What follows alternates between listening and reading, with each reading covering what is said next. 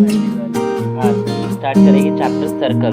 ठीक है, सर्कल्स तो आपको सिंपली मालूम होगा, सर्कल क्या होता है, गोला होता है। ठीक है, सेम उसी तरीके से हम इसके बारे में कॉन्सेप्ट पढ़ेंगे जो हमारे 10th में काम आने वाले हैं और जो हमारे बोर्ड एग्जाम में क्वेश्चन पूछे जाते हैं, उसका आज हम डिस्कशन करेंगे। ठीक है, सर्कल चैप्टर स्टार्ट करने से पहले हम कुछ बेसिक टर्म्स को जान लेते हैं जो कि हमारे लिए यूजफुल रहेंगे पूरे चैप्टर में। ठीक है, ताकि सर्कल आपको मालूम ही होगा कि कॉर्ड क्या होता है, टेंजेंट क्या होता है। चलिए एक बार डिस्कस भी कर लेते हैं। उससे पहले हम चैप्टर सर्कल की बात कर रहे हैं। ठीक है,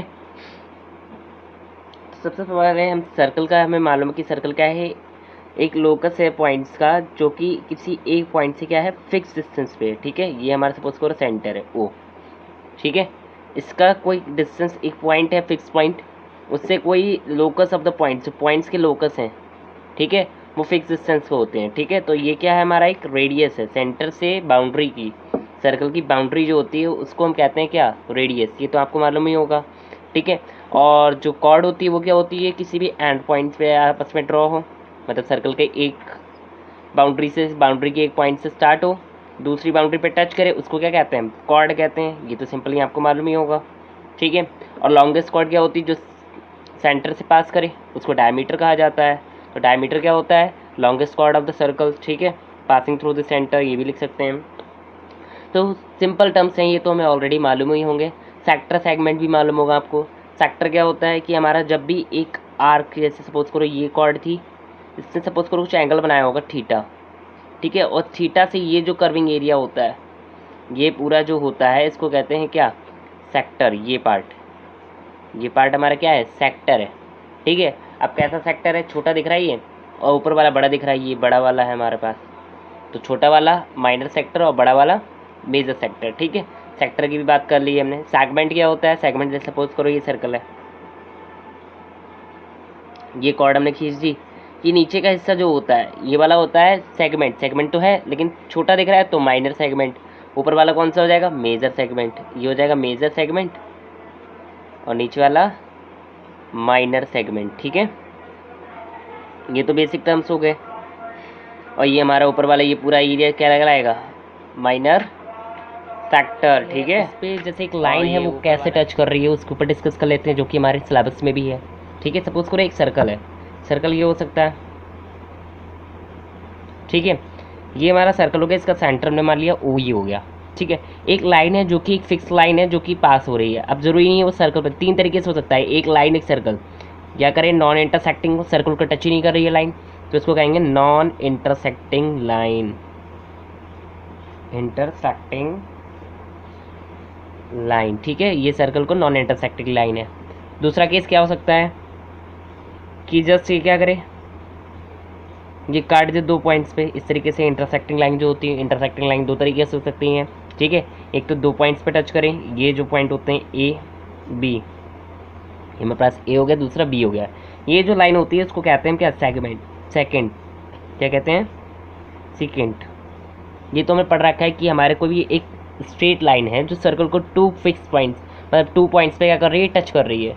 जब भी कोई लाइन सर्कल को टू पॉइंट्स पे टच करती है उसको सेकेंड कहा जाता है। ठीक है, और जब वो वन पॉइंट पे टच करती है तो टेंजेंट। ठीक है, ये चीज़ याद रखनी है कि टेंजेंट क्या होती है, सेकेंड क्या होती है।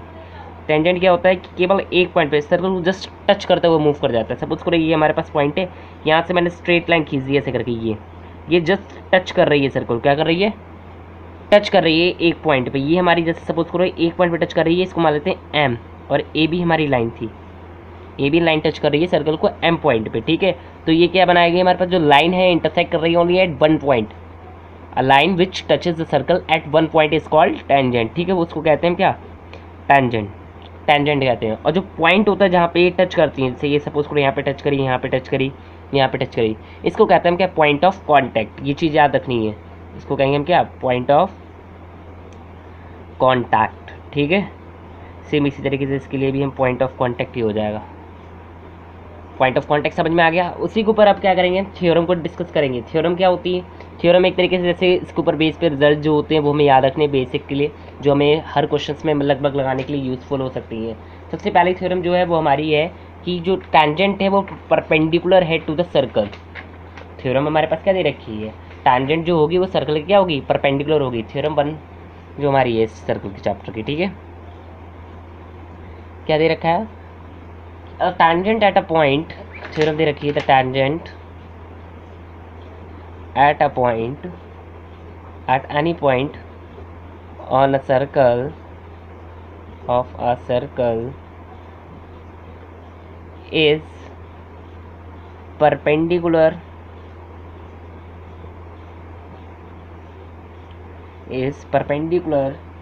to the radius through the point of contact, ठीक है। मतलब ये कह रखा है कि एक सर्कल, सपोज करो ये हमने सर्कल बना लिया जिसका सेंटर ओ हमने ये मान लिया, ठीक है। एक हमने टांजेंट यहाँ पे ड्रॉ कर ली से इस तरीके से, जस्ट ये टच करती हुई सपोज करो जा रही है, ठीक है। ये ए बी हमारे पास सर्कल लाइन हो गई, सर्कल का सेंटर ओ गया, ये एम पॉइंट पे टच कर रही। हमें प्रूफ करना है कि ओ एम जो है वो इसके परपेंडिकुलर है, ये हमें क्या करना है, प्रूफ करना है, ठीक है। सबसे पहले हम क्या करेंगे, जैसे एक हम सपोज कर लेते हैं कि एक परपेंडिकुलर लाइन ड्रॉ करेंगे। सबसे पहले हमें प्रूफ क्या करना है, सबसे पहले प्रूफ लिख लो। टू प्रूफ हमें क्या करना है, ओ एम परपेंडिकुलर टू, ये एम है, परपेंडिकुलर टू ए बी, ये हमें प्रूफ करना है, ठीक है। और हमें गिवन क्या क्या है, गिवन हमें दे रखा है कि ए बी क्या है, एक लाइन है, बाकी सब डेटा में गिवन ही है ऑलरेडी, ठीक है। हमें दे रखा है सर्कल हैविंग सेंटर ओ, ठीक है। और क्या दे रखा है, टेंजेंट भी है, एंड टेंजेंट ए बी, ठीक है। और point of end the point of contact is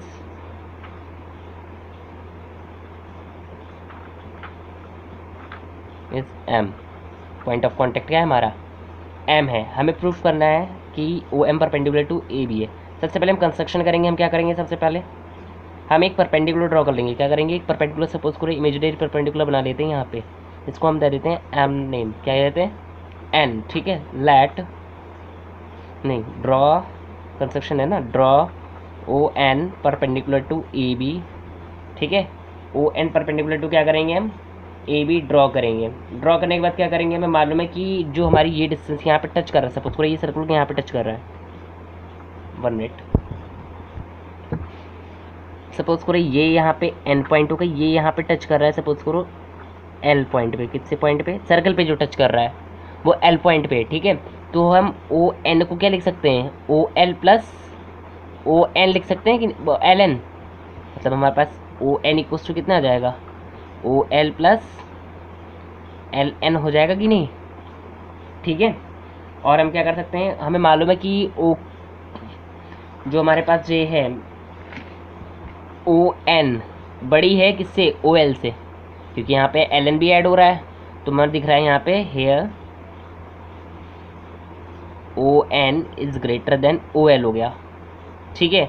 और ओ एल की जगह हम क्या लिख सकते हैं, ओ एल भी तो रेडियस है और यहाँ पे ओ एम भी एक रेडियस है, तो ओ एल की जगह हम मतलब लिख सकते हैं ओ एम, ठीक है। तो ओ एन ग्रेटर दोनों होगा ओ एम से, ठीक है, ये केस हो जाएगा। और हमें मालूम है कि यहाँ पे जैसे ये ओ एन ग्रेटर आ रहा है ओ एम, मतलब ओ एम छोटा है, सबसे छोटा है ओ एन से। और हमें मालूम है सबसे शॉर्टेस्ट डिस्टेंस कौन सी डिस्टेंस होती है, परपेंडिकुलर डिस्टेंस के बीच, दो पॉइंट के बीच की सबसे शॉर्टेस्ट डिस्टेंस है, पैरेलल लाइंस ले लें, इनके बीच की शॉर्टेस्ट डिस्टेंस जो होगी वो सबसे ज़्यादा परपेंडिकुलर डिस्टेंस होगी, जो परपेंडिकुलर होगी, ठीक है। तो हमें यहाँ से क्या मालूम चलता है कि परपेंडिकुलर डिस्टेंस क्या होगी, तो ओ एन हमारा क्या होगा, सबसे शॉर्टेस्ट डिस्टेंस होगा जो कि परपेंडिकुलर होगा, ठीक है। Here O M is shorter than ON, and we know that the distance of any point, that the shortest distance of any point from a given line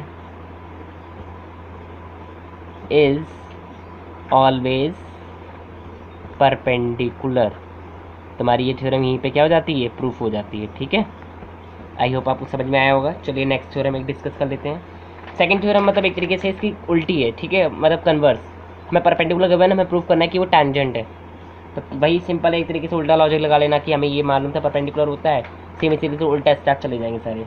ठीक है, ये एग्ज़ाम में इंपॉर्टेंट है, मतलब एग्ज़ाम में ही पूछी जा सकती है ये थ्योरम। ठीक है, ये देखने में इजी लग रही है, मतलब ये कुछ काम की नहीं लग रही, लेकिन ये पूछी जाती है एग्ज़ाम में। ठीक है, चलिए हम कन्वर्स ऑफ इसका फर्स्ट थ्योरम का कन्वर्स भी डिस्कस कर लेते हैं। कन्वर्स क्या होता है डिस्कस करेंगे। Converse of theorem 1। ठीक है, थ्योरम 1 का कन्वर्स कैसे होता है। थ्योरम 1 में हमें मालूम था कि क्या है, टैंजेंट परपेंडिकुलर होती है, ये प्रूफ कर रखा था। लेकिन अब हमें क्या गिवन होगा कि परपेंडिकुलर है, हमें प्रूफ करना होगा कि ए भी क्या है, टैंजेंट है। ठीक है, हमें गिवन क्या डेटा है देख लेना। गिवन है जैसे angle O M B equals to 90 degree, या कह सकते हो हमारे पास O M perpendicular to A B, ये हमें गिवन है। ठीक है, और हमें प्रूफ क्या करना है, to proof A B is a tangent, हमें ये प्रूफ करना हो सकता है। ठीक है, तो देखिए हम इसको कैसे प्रूफ करेंगे। फर्स्ट ऑफ ऑल हम क्या करेंगे, इसको हमें जो भी क्वेश्चन दे रखा है उसको अंडरस्टैंड करेंगे। तो जैसा कि हमें मालूम है कि ओ हमने कोई एन पॉइंट ले लिया outside the circle, let N be the point that is on a tangent N on a line A B. अभी टैंजेंट नहीं, लाइन है। ठीक है, तो हमने क्या कर लिया, एन कोई पॉइंट है जो कि ए बी पे लाई कर रहा होगा। ठीक है, तो हमने एन पॉइंट ले लिया, एक एन पॉइंट ले लिया। बाद में हम लिख सकते हैं ओ एन इक्वल्स टू क्या होता है, ओ एन को लिख सकते हैं O L plus L N, तो O L plus L N. ठीक है, यहाँ पे आ जाएगा ओ एन, और ओ एल को हम लिख सकते हैं, ओ एल क्या रेडियस है, ओ एल ओ एम के बराबर हो सकता है कि नहीं, तो O L equals to O M लिख सकते हैं कि नहीं, ये ब्रैकेट में लो, O M equals to O L, और रेडियस है, ये क्या है, एक रेडियस है। इस वजह से हमने क्या करा, इसको इंटरचेंज कर लिया। ठीक है, ये करने के बाद हम क्या करेंगे, यहाँ पे हमें दिख रहा है कि ओ एन बड़ा है ओ एम से, ओ एन क्या है, बड़ा है ओ एम से। ठीक है, दैट मीन्स एन जो पॉइंट होगा, अगर ओ एम शॉर्टेस्ट डिस्टेंस हुई है, अगर एन कोई पॉइंट है शॉर्टेस्ट डिस्टेंस लाइन के बीच की, तो वो क्या सर्कल के बाहर ही लाई करने की कोशिश करेगा। ठीक है, हेयर लिख लो, here O M is the shortest line, shortest distance between the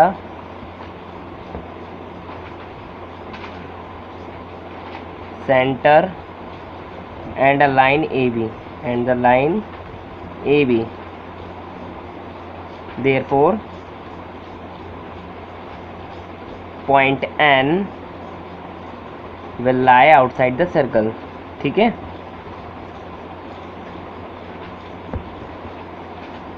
यही हमें क्या करना था, प्रूफ करना था कि टैंजेंट क्या होता है, एक पॉइंट पे टच कर रहा है, देयरफॉर हैंस क्या हो जाएगा, A B is a tangent to a circle. Tangent क्या होता है, केवल एक पॉइंट पे टच करे, जब हमारा N outside the circle lie कर रहा है तो केवल एम पॉइंट पे टच करेगा, दैट मीन्स ए बी क्या हो जाएगा, एक टैंजेंट हो जाएगा। Hence A B is a tangent to a circle. Okay, proof हो जाएगा। ठीक है, आगे हम डिस्कस करेंगे कुछ क्वेश्चंस, ऐसे क्वेश्चंस नहीं, पहले हम कुछ टॉपिक्स का ही कवर करेंगे। थ्योरम सेकंड जो हमारी कहती है, थ्योरम सेकंड क्या कहती है हमारे लिए, थ्योरम अभी रहेगी सेकंड वाली, वो कहती है कि जो हमारी आउटर पॉइंट्स है आउटसाइड द सर्कल, अगर कोई हम पॉइंट ले लेंगे एक्सटर्नल पॉइंट से, उससे टैंजेंट ड्रॉ करेंगे सर्कल पे। ठीक है, वो इक्वल होगा, ये प्रूफ करना होता है थ्योरम 2 में। ठीक है, थ्योरम तो ऑलमोस्ट आप लिख लेंगे देख के ही, हम समझा देते उसमें करना क्या। जैसे मैं गिवन होगा क्या, जैसे एक सर्कल होगा गिवन, सर्कल का सेंटर होगा कुछ 1 मिनट।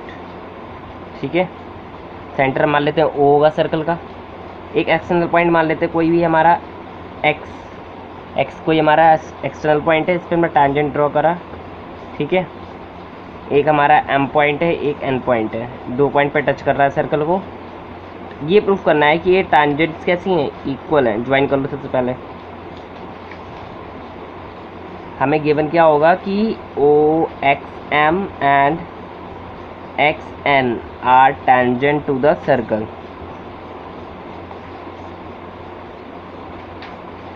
ठीक है, हमें प्रूफ क्या करना होगा, टू प्रूफ हमें करना होगा X M equals to X M, ये हमें प्रूफ करना होगा। ठीक है, आपने 9th क्लास में ऑलरेडी पढ़ रखी है कॉन्ग्रुएंसी की प्रॉपर्टी, याद आ रही है, कॉन्ग्रुएंसी रूल सारे यूज़ करते थे, वही यहाँ पे यूज़ करना है। देखो फर्स्ट ऑफ ऑल हम क्या करेंगे, ये एक ट्राइंगल लेंगे, एक ये ट्राइंगल और एक ये ट्राइंगल। देखो फर्स्ट ऑफ ऑल इन दोनों ट्राइंगल में तो एक साइड कॉमन दिख रही है। फर्स्ट ऑफ ऑल हमें क्या दिख रहा है, एक साइड कॉमन दिख रही है ओ एक्स, जो कि दोनों में है, ठीक है। नेक्स्ट हमें क्या दिख रहा है, ओ एम और ओ एन दोनों क्या है, रेडियस है। दैट मीन्स ये दोनों कैसे होंगे, इक्वल होंगे, ठीक है। दोनों कैसे होंगे, इक्वल। नेक्स्ट हम क्या कर सकते हैं, यहाँ पे मालूम है टेंजेंट 90 डिग्री बनाता है, ये भी कितना बनाएगा 90 डिग्री। ये 90 इक्वल हो जाएंगे तो हमारा आरएचएस से क्या हो जाएगा, right angle hypotenuse side any, ठीक है। तो उससे क्या हो जाएगा, हमारा कॉन्ग्रुएंट प्रूफ हो जाएगा। प्रूफ करने कुछ, चलिए यहाँ पे प्रूफ कर देते हैं। लिखते हैं यहाँ पे in triangle X M O in triangle X N O, triangle का साइन बना लेना, ठीक है। एक्स एम ओ में कौन सा है, O M equals to O N, O M equals to O N, दोनों क्या हैं ये रेडियस, ठीक है। नेक्स्ट समझ ले क्या है, ये 90 डिग्री ये 90 डिग्री, मतलब X M O angle X M O equals to angle X N O, X N O बीच में एन आ रहा है, ठीक है, N O equals to 90 degree, ठीक है। ये भी मालूम था। नेक्स्ट हमें क्या मालूम था कि यहाँ पे ये साइड दोनों में कॉमन है, that means O X equals to O X common line, तो क्या हो जाएगा, so triangle X M O congruent to triangle X N O, ठीक है। डायरेक्ट लिख दो by RHS rule, right area, okay. ऐसे हमारा करके क्या हो जाएगा, कॉन्ग्रुएंट प्रूफ हो जाएगा। सीपीसीटी से हम दोनों को इक्वल प्रूफ कर देंगे, X M equals to X N, by CPCT हमें ये प्रूफ कर देंगे। X M equals to X N by CPCT, ठीक है। सेम इसी तरीके से क्वेश्चन आ सकता है आपके एग्जाम में कि एंगल्स इक्वल होते हैं, जो है सेंटर्स पे एंगल बनाते हैं कॉर्ड का। अगर एक्सटर्नल पॉइंट सर्कल का है और एक जैसे सर्कल दे रखा है उसका सेंटर है, एक्सटर्नल पॉइंट है, दोनों को ज्वाइन करेंगे और जो टैंजेंट बन रही हैं वो इक्वल एंगल बनाती हैं सेंटर की लाइन से, ठीक है। तो ये वाला एंगल इक्वल हो जाएगा। कैसे होगा, अभी बताया था। ये दोनों ट्राइंगल हमें कॉन्ग्रुएंट मिल गए कि नहीं, ये ट्राइंगल और ये वाला ट्राइंगल कॉन्ग्रुएंट है, सीपीसीटी से दोनों एंगल भी इक्वल हो जाएंगे, ठीक है। सेम इसी तरीके से ये वाले एंगल्स भी आपस में क्या हो जाएंगे, इक्वल हो जाएंगे। सीपीसीटी से डायरेक्ट लिख सकते हैं, ठीक है। चलिए यहाँ पे रिजल्ट में लिख देते हैं, इसमें रिजल्ट्स में और क्या मिल सकता है, अदर रिजल्ट्स, ठीक है। अदर रिजल्ट हमारे मिल रहा है कौन सा angle, O X M equals to O X N, O X M equals to O X N, okay. ये भी बाय सीपीसीटी हो जाएगा। और दूसरा रिजल्ट क्या हो जाएगा, सेकंड रिजल्ट सेम इसी तरीके से हम कह सकते हैं, कौन सा ये M O X equals to N O X, दोनों इक्वल हो सकते हैं। That means angle M O X equals to angle N O X, ये भी किससे हो रहा है, सीपीसीटी से, ठीक है। डायरेक्ट लिख देना। क्वेश्चंस आते हैं डायरेक्ट पूछे आ सकते हैं कि ये क्वेश्चंस कैसे मतलब इक्वल होते हैं, प्रूफ करने को आ सकता है, ठीक है। तो डायरेक्टली या फिर क्वेश्चंस आ सकते हैं, एंगल कोई गिवन होगा तो मैं ये एंगल निकाल लूँगा, तो आराम से इस आइडिया से निकाल सकते हो, ठीक है। नेक्स्ट टाइप के क्वेश्चन हमारे पास आ सकते हैं कि इनका सम जो होता है, मतलब ये जो एंगल्स होते हैं जो मतलब टैंजेंट्स के बन रहे होते हैं, angle between the tangents and the angle between the radius that touches the tangents, ठीक है, उनसे जो एंगल बनता है वो 180 होता है। ये भी प्रूफ करने जाते हैं सप्लीमेंट्री एंगल्स, ठीक है। ये क्वेश्चन डिस्कस कर लेते हैं। ऐसे हमारे पास एक सर्कल होगा, सर्कल का सेंटर है, एक्सटर्नल पॉइंट से टैंजेंट है, एक मान लो पी ए बी, ठीक है। ये टैंजेंट हो गया, सेंटर ओ हो गया। हमें प्रूफ करना है कि एंगल पी वो A P B plus angle A O B equals to 180 degree, हमें ये प्रूफ करने को आ सकता है, टू प्रूफ, ठीक है।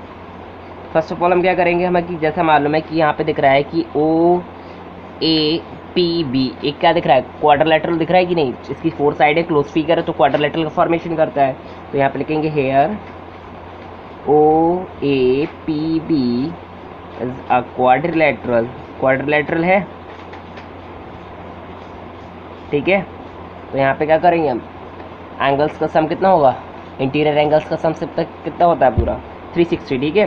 तो यहाँ पे लिख सकते हैं angle A P B, angle A P B, मतलब बीच में पी पार्ट हो गया, पी वाले के मतलब बी पार्ट बीच में आना चाहिए, मतलब P B O, angle P V O, ठीक है। सेम इसी तरीके से ओ बीच में आना चाहिए, बी ओ ए या ए ओ बी ऐसे भी लिख सकते हो, ठीक है, बीच में ओ आना चाहिए बस। अब ए की बात करेंगे तो O A P, angle O A P equals to 360 degree, ये बी पॉइंट था, यहाँ पे लिख देते हैं, ठीक है, बी पॉइंट जब मैं यहाँ पे पी बना दिया उसके बाद 360 हो जाएगा। जैसे कि मालूम है रेडियस क्या बनाती है टेंजेंट पे, 90 डिग्री बनाती है, that means angle O A P 90 degree हो जाएगा। सेम इसी तरह से पी बी ओ ये भी 90 डिग्री हो जाएगा, मतलब ये 90 और ये 90 दोनों 90 हो गए, तो 90 की वैल्यू रख दो, तो angle A P V plus 90 degree plus angle A O V plus 90 degree equals to 360 degree. Simply ये 90 दोनों का ऐड कर लो, 180 आ जाएगा ये, angle A P V plus angle A O V equals to 360 के इक्वल रख देना। इक्वल रखने के बाद क्या करोगे, angle A P V plus angle A O V, ये प्लस में इक्वल टू को जाके माइनस में हो जाएगा, दैट मीन्स हमारे पास आ गया angle A P B plus angle A O B equals to 180 degree. हमें यही प्रूफ करना होता है, ठीक है, ए पी बी प्रूफ। ये आई थिंक क्वेश्चन भी है शायद एक्सरसाइज 10.2 का, ठीक है, ये इंपॉर्टेंट क्वेश्चन है, इजी है वैसे, और इस पर हम क्वेश्चंस भी आते हैं कि हमें एक कोई ये एंगल गिवन होगा, टेंजेंट्स के बीच का एंगल हमें ये एंगल निकालना हो सकता है, या फिर ये एंगल गिवन होगा ये एंगल निकालना पड़ सकता है, या फिर ऊपर वाले रिजल्ट की तरह हमें ये आधा एंगल निकालना पड़ सकता है, इस तरीके से ज्वाइन हो जाएगी, इसका आधा एंगल निकालना हो जाएगा, तो पूरा एंगल निकाल लेंगे, उसका हाफ कर देंगे, ये वाला एंगल निकल आएगा। सिंपल है, बस इसका रिजल्ट याद रखना। ये 3 मेन थ्योरम से 4 थ्योरम्स, इनको अच्छे से, थ्योरम नहीं है एक तरीके से क्वेश्चन था, थ्योरम तो 3 ही थी, ठीक है, तो इन सारी डिटेल्स को अच्छे से कवर करना है और आगे क्वेश्चन इसी से डिस्कस करेंगे, ठीक है। आई होप आपको समझ में आया होगा। Thanks a lot.